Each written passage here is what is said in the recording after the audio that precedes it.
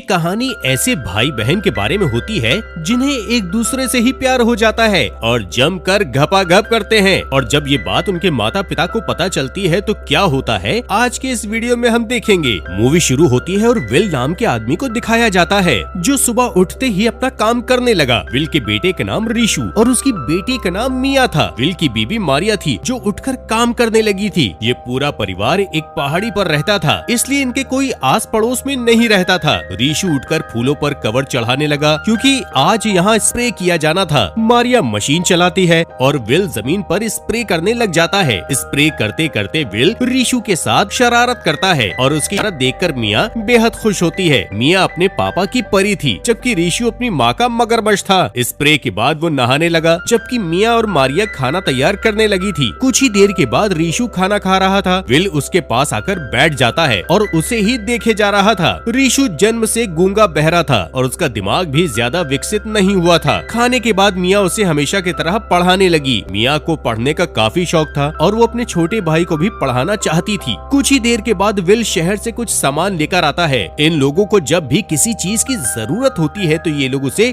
शहर से मंगवा लेते थे। मिया हमेशा अपने लिए किताबें मंगवाती थी और रीशु अपने लिए खेल कूद की चीजें मंगवाता था। उसने आज एक दूरबीन मंगवाई थी और वो उसकी मदद से आस पड़ोस में देखने लगा। ये लोग ज्यादा अमीर तो नहीं थे लेकिन छोटे मोटे काम करके अपना जीवन व्यतीत करते थे और उसी में ये लोग खुश थे। इसके कुछ देर के बाद रात हो गई और पूरा परिवार आराम करने लगा। अगले दिन मारिया रीशु को तैयार कर रही थी। विल भी तैयार होकर उसके पास पहुंच गया। ये पूरा परिवार रीशु के दादा दादी से मिलने जा रहा था। रीशु हर महीने अपने दादा दादी के पास जाता था और उसके साथ उसका पूरा परिवार भी जाता था। रीशु के दादा दादी यानी विल के माता पिता दूसरी पहाड़ी पर रहते थे। विल का पूरा परिवार एक ही लिफ्ट की मदद से उनके पास पहुंच गया था। दादी सभी का जोरदार स्वागत करती है और फिर उन्हें खाना खिलाने लग जाती है। दादी मिया के पास बैठकर उसका हाल चाल जानने लगती है। वो बातें तो मिया से कर रही थी लेकिन उसका ध्यान अपने पोते रीशु पर ही था और वो चुपचाप एक तरफ बैठा था। उसका दिमाग विकसित नहीं हुआ था